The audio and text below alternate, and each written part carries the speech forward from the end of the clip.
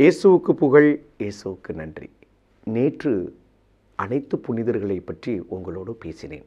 இன்று அனைத்து விசுவாசிகள் அல்லது அனைத்து ஆன்மாக்கள் அல்லது இறைவனில் மரித்த அனைத்து நம்பிக்கையாளர்களை குறித்து இந்த நாள் நாம் கொண்டாடுகிறோம், நினைவு கூறுகிறோம், மகிழ்கிறோம், கல்லறைகளை பூக்களால் நிரப்புகிறோம். இந்த கல்லறை பெருவிழா அனைத்து ஆன்மாக்களின் திருவிழா, நம்பிக்கையாளர்களின் நினைவு. இந்த விழா நமக்கு சொல்லுவது என்ன? புனித பெர்னாந்து தன்னுடைய சகோதரர் சட்ராய்ஸ் என்பவர் இறந்த பொழுது நிகழ்த்திய மறையுரையின் 4 வரிகள். சாவு ஆதாயம், வாழ்வு ஒரு தண்டனை என பவுலடிகளால் கூறிய கூற்றிலிருந்து அவர் இதை எடுத்து பேசுகிறார். எனக்கு வாழ்வு என்பது கிறிஸ்து, சாவு என்பது ஆதாயம்.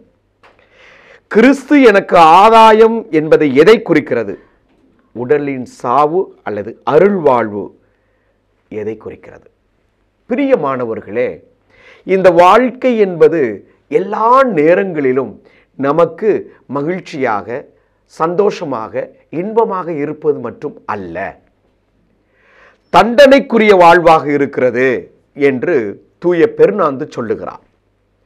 ஆனால் இந்த வாழ்வு தண்டனைக்குரிய வாழ்வு என்றால் துன்பத்தையும் கவலையையும் கண்ணீரையும் கடந்து அருள் வாழ்வுக்கு நம்மை அழைத்து சொல்லுகிறது. அதுவே நித்திய வாழ்வு, அதுவே நமக்கு இறப்பு.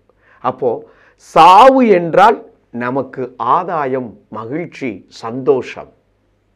அப்ப நீங்கள் எதை குறித்து மகிழ வேண்டும்? சாவை குறித்து. பிரியமானவர்களே, உங்களிடத்தில் நான் பதிவு செய்ய விரும்புகிறேன். ஒவ்வொரு நாளும் நான் ஆண்டவரிடத்தில் ஜெபிப்பதுண்டு. இறைவா, எனக்கு நல்ல மரணத்தை தாரும். நல்ல மரணத்திற்கு பாதுகாவலராம் தூய சூசையப்பரை நோக்கி நாம் ஜெபிப்போம். அது போலதான் ஒவ்வொரு நாளும் நீங்கள் மரணத்தை நோக்கி பயணிக்க வேண்டும். சீராக்கு புத்தகத்தில் 7வது அதிகாரத்தின் கடைசி வசனம் சொல்லுகிறது, ஒருவன் தன் வாழ்நாளில் சாவை, முடிவை நினைத்து கொண்டால் பாவம் செய்வதில்லை. அப்ப சாவு நமக்கு ஒரு ஆதாயத்தை தருகிறது. நீ நினைத்து பார்த்தால், நீ சிந்தித்து பார்த்தால், நீ சாவை பற்றி நீ நினைக்கின்ற பொழுது மகிழ்ச்சி அடைய வேண்டும். காரணம், பாவத்திற்குரியதும் பாவத்திற்குரிய சோதனைகளும் நீ செல்வதில்லை. அப்ப நாம எதை நோக்கி நாம பயணிக்கிறோம்? சாவை நோக்கி பயணிக்கிறோம். அந்த சாவை பற்றி இன்றைக்கு நான் பேச விரும்புகிறேன். பிரியமானவர்களே, என்னோட வாழ்ந்த எங்கள் தாத்தா, எங்கள் பாட்டி, எங்கள் அப்பா, எங்கள் அம்மா, இப்படி எல்லோருமே இறந்து செல்லுகிறார்கள். இறந்தவர்கள் எனக்கு கற்றுத்தருவது என்ன? ஒன்று, இறந்தவர்கள் எனக்கு வழிவிடுகின்றார்கள். என்ன வழிவிடுகின்றார்கள்? நான் இந்த பூமியில பிறந்தேன், இதிலே தான் வாழ்வேன் என்று யாரும் இருப்பதில்லை. ஆகவே எனக்கு பின் என் பேரப்பிள்ளைகள் வர வேண்டும் என்று விரும்பி அவர்கள் இறைவன்பால் அழைக்கப்படுகிறார்கள். ஆகவே நாம் வாழ வேண்டும் என்று நமக்காக வழிவிட்டு செல்லுகின்றார்கள். இரண்டாவது, அவர்கள் நம் வழி வந்தவர்கள். என்ன வழி வந்தவர்கள்? எனக்கு அப்பாவாக வந்தவர், எனக்கு அம்மாவாக வந்தவங்க, என்னுடைய உறவு, அதாவது என்னவாக இருக்கட்டும், ஒரு அத்தை, ஒரு மாமா, சித்தப்பா, சித்தி என்று உறவோடு என்னோடு வந்தவர்கள் இன்று இல்லை. அப்போ இறப்பு கற்றுத்தருவது 2வது காரியம், உறவு என்றை கற்றுத்தந்து சொல்லுகிறது. முதல் வாழ்வு உங்களுக்கு நீங்கள் வர வேண்டும் என்று வழிவிடுகிறது. 3வது, அவர்கள் நம்மோடு வருகின்றவர்களாக இருக்கின்றார்கள், நம்மோடு வருகின்றார்கள்.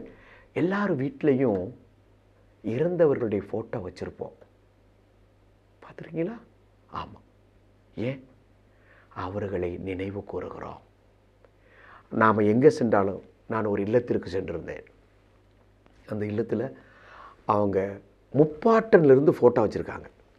ஏன் இதை வச்சுருக்கீங்கன்னா, எங்களுடைய குடும்ப வாரிசுக்கு, என்னுடைய பேரப்பிள்ளைகளுக்கு, பேரப்பிள்ளைகளுக்கு தெரியணும், இப்படிப்பட்டவர்கள் வாழ்ந்து நல்லவர்களாக இருந்து ஊருக்கு நல்லது செய்து மரித்த நல்ல முகம்தான் இது என்று அவர்கள் கண்டுகொள்ள வேண்டும். அப்போ இவர்கள் என்ன செய்கிறாங்க, உங்களை போல் நாங்களும் இந்த பூமியில் நல்லவர்களாய் கடந்து செல்ல எங்களோட துணை இருங்கன்னு சொல்கிறாங்க. இந்த 3 காரியமும் மிக முக்கியம். இந்த கல்லறை திருவிழா நமக்கு கற்றுத்தருகிறது. கல்லறை ஒரு வெறுமை என்று சொல்ல வேண்டும். மரித்தவர் எல்லோரும் அங்கே இருந்து விடுவதில்லை. அதற்கு இயேசு ஒரு முன்மாதிரியாக இருக்கிறார். கல்லறை என்பது நாம் ஒரு சில மணி நேரங்கள் உள்ளே இருப்பதான் சொல்லணும். அதனால தான் கேட்பாங்க, நம்முடைய வாழ்க்கை என்பது என்ன என்று ஒரு அறிஞரிடத்தில் கேட்ட பொழுது அவர் சொல்லுகிறார், கருவறையிலிருந்து இறங்கி மண்ணறை செல்லுகின்ற தூரம் தான் வாழ்க்கை அப்படிங்கிறாங்க. மண்ணறைன்னா என்னங்க? கல்லறை தான். இந்த உலகத்தில் நீ எவ்வளவு பெரிய பணக்காரனாக கொடிகிட்டு இருக்கலாம், எவ்வளவு பெரிய சொத்துக்களை சம்பாதித்து இருக்கலாம். இந்த கல்லறையில் போய் கேளுங்கள், உன் சொத்துக்கள் எங்கே, உன் பணம், நீ சம்பாதித்த சம்பாதிப்பு எங்கே, நீ சேர்த்து வைத்த மாட மாளிகை எங்கே என்று கேட்டால் அந்த கல்லறையை சுற்றி நிற்கின்ற உறவுகள் மட்டுமே. எங்கள் பெரியப்பா, எங்கள் தாத்தா, எங்கள் மாமா என்று சொல்லி உறவுகள் மட்டுமே இருக்கும். அங்கே அவர் சம்பாதித்த பணமோ சொத்தோ நகையோ வீடோ இருப்பதில்லை. வாழ்க்கை இதுதான் என்பதை மிக அற்புதமாக வரையறுத்தார் ஒரு கவிஞன். கருவறையில் இறங்கி மண்ணறை செல்லுகின்ற தூரம். இதற்கு இடையில் மனிதனுடைய போராட்டம் பாருங்க.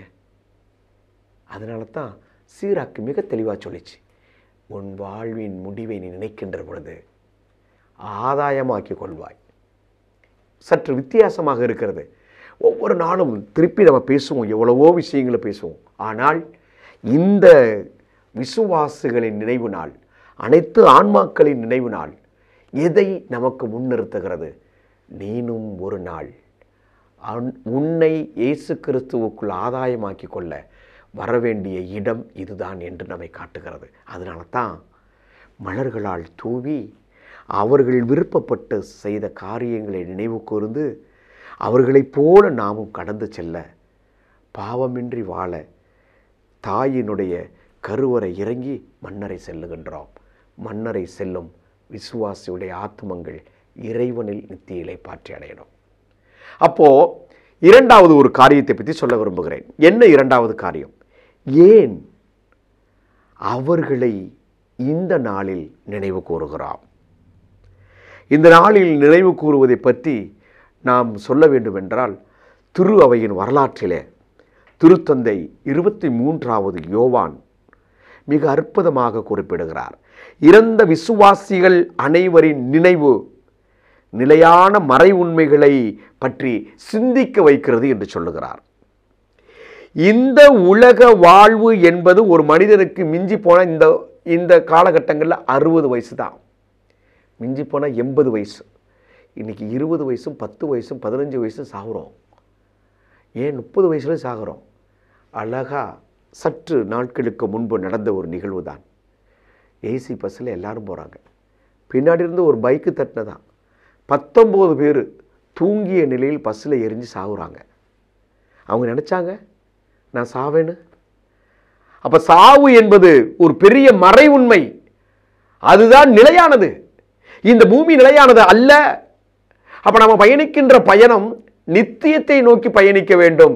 நித்தியமற்ற இந்த உலகில், நிலையற்ற இந்த உலகிலிருந்து நிலையானவற்றை என் இதயத்தை நோக்கி செல்வதுதான் சாவு, அதுதான் ஆதாயம், அதுதான் தேடணும். அதை கத்தோலிக்க திரு அவை அற்புதமாய் கற்றுத்தருகிறது. ஆகவே என் பிரியமானவர்களே, திருத்தந்தை 23வது யோவான் மிக அற்புதமாக குறிப்பிடுவது போல நிலையான மறை உண்மைகளை பற்றி சிந்திக்க வைக்கிறது. மறந்துவிடக்கூடியன எவை என்றும் நிலையாக பெற்றிருக்கக்கூடியவை எவை என்றும் நம்மை சீர்தூக்க பார்க்க செய்வதுதான் இந்த கல்லறை பெருவிழா. எதை நாம் பார்க்கிறோம்? சற்று சிந்தியுங்கள். எதை இட்டுச் சொல்லுகிறோம்? நான் ஒரு புத்தகத்தில் படித்த ஞாபகம், ஒருவர் இறந்துவிட்டால் இந்த உலகம் அவர்களுக்கு தீர்ப்பு எழுதுகிறது என்று சொல்லுகிறார்கள். என்ன தீர்ப்பு தெரியுமா? ஒரு எடுத்துக்காட்டு, ஒரு தெருவில் இருக்கிற ஒருவர் இறந்து விட்டார். அந்த தெருவில் ஒரு 25 வீடுகள் இருக்கிறது. 25 வீடுகள் இருக்குன்னு சொல்றாங்க. சேர்ந்துட்டாண்டா, நல்லது, இந்த தெருவுக்கு நிம்மதி. இப்போ சொல்லுங்க, நீங்கள் என்ன வாழ்வு வாழ்ந்தீர்கள் என்று. 2வது கேட்டகரி, ஐயோ பாவம், நல்ல மனுஷன் போயிட்டான். 3வது, அவர் இல்லை என்ற ஒரு உணர்வை உணர்ந்து பார்ப்பது, அதுதான் பரிசுத்தம். இன்னைக்கு அவர் இருந்திருந்தா நல்லா இருந்திருக்கும், நல்ல காரியங்கள் செஞ்சிருப்பார்னு சொல்லுவாங்க. அந்த வாழ்வைத்தான் நீங்கள் வாழ வேண்டும். பிரியமானவர்களே, சாவு வீட்டிற்கு செல்ல வேண்டும் என்று சபை உரையாளர் சொல்லுகிறார். சபை உரையாளர் 7வது அதிகாரத்தில், நீங்கள் பிறந்த நாள் வீட்டிற்கு செல்வதை விட இறந்த வீட்டிற்கு செல்வது தான் பல பாடங்களை கற்றுத்தருதுன்னு சொல்கிறார். அதை பற்றி நான் சற்று சிந்தித்தேன். அப்போ நான் இறந்துருக்கிறேன், என்னை அடக்கப்பெட்டியில் வச்சிருக்கிறாங்க. என் பக்கத்தில் யார் நிற்பா தெரியுமா? ரொம்ப நெருக்கமானவங்க என்னை குறித்து அழுதுகிட்டு இருப்பாங்க. நான் செய்த காரியங்களை குறித்து அழுவாங்க. ஒரு 2 அல்லது 4 அடி தள்ளி போனீங்கன்னா 4 பேர் உட்காந்து என்னுடைய நன்மையான காரியங்களை பேசுவாங்க. நல்லா இருந்த சாமியார், நல்லா பேசுவார், நல்ல அன்போடு இருப்பார் அப்படின்னு 4 பேர் பேசுவாங்க. அடுத்து 3வது ஒரு ரிங்கு, ஒரு 4 அடி தள்ளி போனீங்கன்னா, சேர்ந்துட்டான் அந்த சாமியார், சும்மாவா இருந்தான் அப்படின்னு பேசுவாங்க.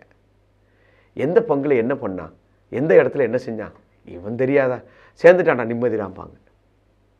முடிஞ்சா 4வது ரிங்கு வருது, 3வதுக்கு அடுத்து 4வது ரிங்கு. என்ன தெரியுமா பேசுவாங்க? எப்பா, ஃபாதருக்கு வேண்டப்பட்டவங்களாம் சொல்லிட்டாங்களா, கல்லறைக்குழி ரெடியாக இருக்கா? இதுதான் கேட்கும் சமுதாயம். அப்போது சாவு நிறைய பாடம் கற்றுத்தருகிறது. நான் எந்த பாடத்தில் எங்கே இருக்கிறேன், இறுதியாக முடிக்கிறேன். பிரியமானவர்களே, ஒவ்வொரு நாளும் வாழ்வின் முடிவாகிய சாவை நினைத்து பார்ப்போம்.